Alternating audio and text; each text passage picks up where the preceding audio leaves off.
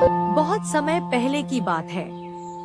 माधवपुर नामक गांव में एक गरीब किसान अपनी बूढ़ी अम्मा के साथ रहा करता था। उसके पास एक छोटी सी जमीन थी जो कि बंजर हो चुकी थी। फिर भी वह दिन रात उस पर मेहनत करता था। मोहन बहुत ही मेहनती और ईमानदार था। वह एक आत्मविश्वास से भरा हुआ व्यक्ति था जिसे न हालातों से डर लगता था न ही लोगों की बातों से। हर दिन सूरज उगने से पहले ही वह उसी आत्मविश्वास के साथ उठता और अपने खेत की ओर बढ़ता जहां सिर्फ बंजर जमीन थी, लेकिन उसके सपनों की हरियाली छिपी हुई थी। उसे यकीन था कि एक दिन उसकी मिट्टी उसे जरूर जवाब देगी, सोने जैसी फसल बनकर। ओ बेटा मोहन, तेरे लिए मैंने जमींदार से बात कर ली है। वो तुझे अपने पास काम पर रख लेंगे। तू भी जाकर उनसे एक बार बात कर ले बेटा। अब हमारे बस की बात नहीं रही। कम से कम वहां रहकर तू अपना गुजारा तो कर पाएगा। मुझे तेरा बहुत ख्याल है मोहन, इसलिए यह कदम उठाया। जाकर बात कर ले, सब ठीक हो जाएगा।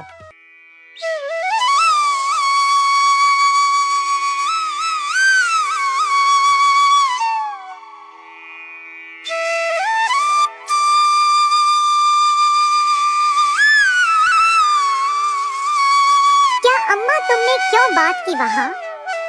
मैं नहीं जाऊंगा। हमारा खुद का खेत है तो मैं दूसरों के पास क्यों काम करने जाऊं? मैं गरीब सही मगर खुददार हूँ।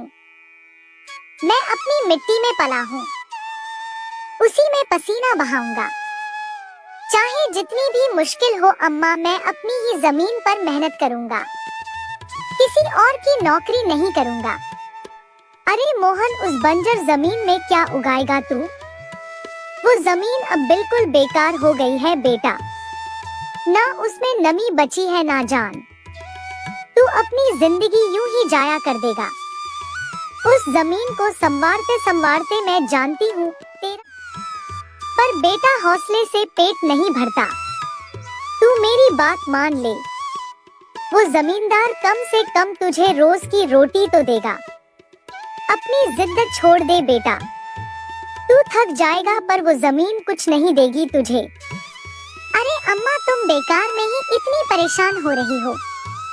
देखना, एक दिन मैं उसी जमीन से सोना निकालूंगा। यह जमीन ही हमारी सबसे बड़ी ताकत बनेगी। मोहन खेत में काम कर ही रहा था कि तभी वहाँ पर एक आदमी आकर बोला, अरे मोहन भैया, आपको भी मानना पड़ेगा। आप फिर से इस बंजर जमीन पर मेहनत कर रहे हैं। अरे मंगेश भैया, अब क्या करें? जमीन हमसे ज्यादा मेहनत करवा रही है, पर क्या करें? धरती तो माँ समान होती है। जैसा वह चाहे वैसा ही करना पड़ता है। कभी सख्त हो जाती है, कभी चुपचाप सब सह लेती है, कभी बीज को छुपा लेती है तो कभी उसे जीवन दे देती है। हम तो बस उसके बच्चे हैं जो उसके नाना जानते हैं। थक तो जाते हैं भैया, पर जब मिट्टी की खुशबू आती है ना तो सारी थकान उतर जाती है। उम्मीद है यह माँ हमें खाली हाथ नहीं लौटाएगी। बस थोड़ा और सब्र, थोड़ा और विश्वास। आप जैसा मूर्ख तो मैंने आज तक नहीं देखा भैया। क्या सोचते हो आप? दुनिया कहां से कहां पहुंच गई और आप अब भी उसी बंजर जमीन से उम्मीद लगाए बैठे हैं। मोहन के पास उस आदमी की बातों का कोई जवाब। वह वहां से अपने घर चला जाता है। जब दोपहर को मोहन थक हार कर घर पहुंचता है तो देखता है कि माँ बुझे हुए चूल्हे के पास चुपचाप बैठी है। क्या हुआ अम्मा? तुम ऐसे क्यों बैठी हो? खाना क्यों नहीं बनाया? क्या बात है? बेटा, चूल्हा जलाने के लिए लकड़ियां नहीं है, इसीलिए चूल्हा कैसे जलेगा? बस इतनी सी बात है अम्मा। मैं अभी जाकर ले आता हूँ लकड़ियाँ। मोहन लकड़ियाँ लाने जंगल चला